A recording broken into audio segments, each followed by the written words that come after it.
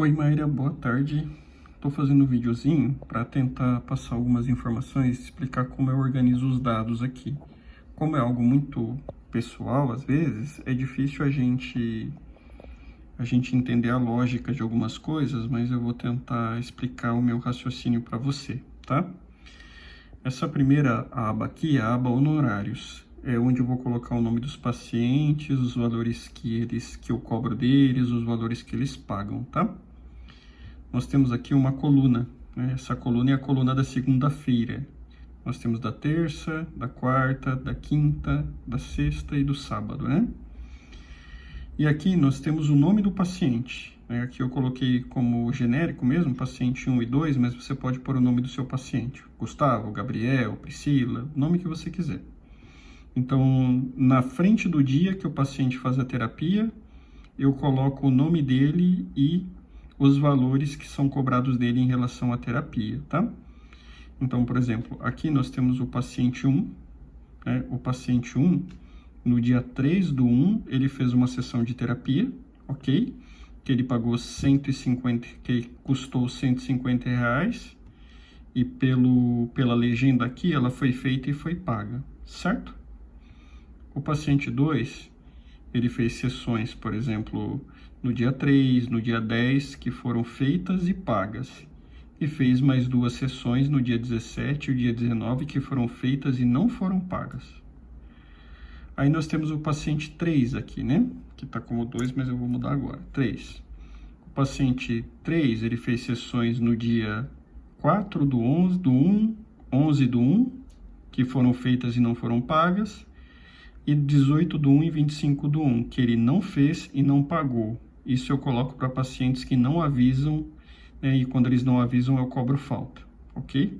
A não ser que seja um motivo de força maior aí, alguma questão que o paciente enfrentou. Já o paciente 4, ele fez uma sessão no dia 5/1, que ele fez e ainda não pagou, e 19/1, que ele não fez e não foi cobrado. Geralmente são para pacientes que me avisam antes, pacientes que tiveram um problema. Onde está escrito não, é que ele não fez a sessão, né? Eu simulei aqui como se fosse um paciente quinzenal, ok? E aí eu vou te explicar por que desse amarelinho aqui na próxima aba, né? Na próxima aba, nós temos o mês de janeiro, né? É uma aba para cada mês. E aí, aqui, eu vou colocando o valor que a data do pagamento, o nome do paciente e o valor do que o paciente pagou. Tem até uma legendinha aqui do lado, ok?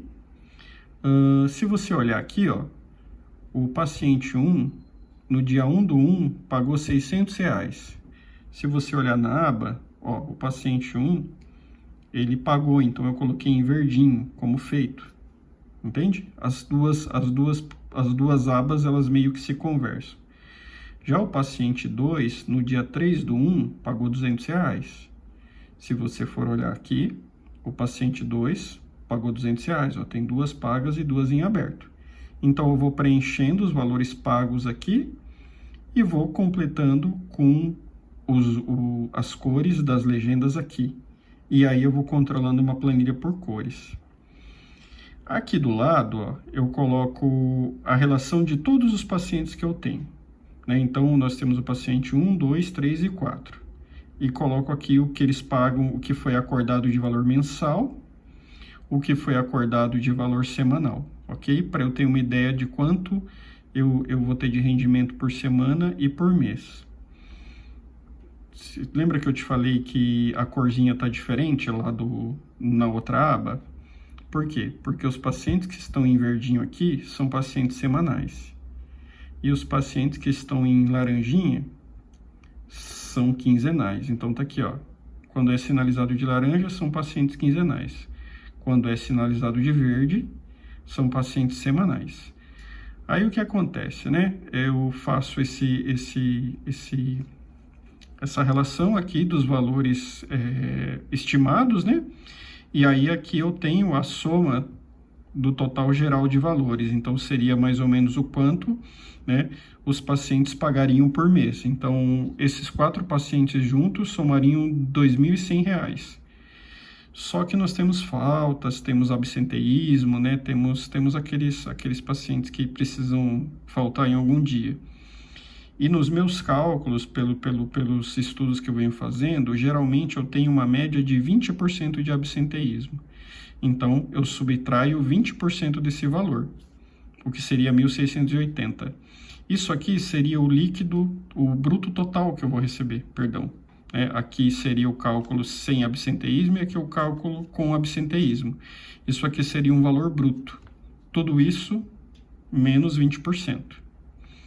Aí aqui do lado eu tenho os custos do consultório, são só exemplos assim fictícios, tá? Então aluguel, internet, luz, limpeza, insumos, que somariam R$370 nessa simulação que eu fiz. Aí o que a gente faz, né? R$370, a gente pega o valor bruto 1.680 menos 370, dá 1.310, esse é o valor líquido real.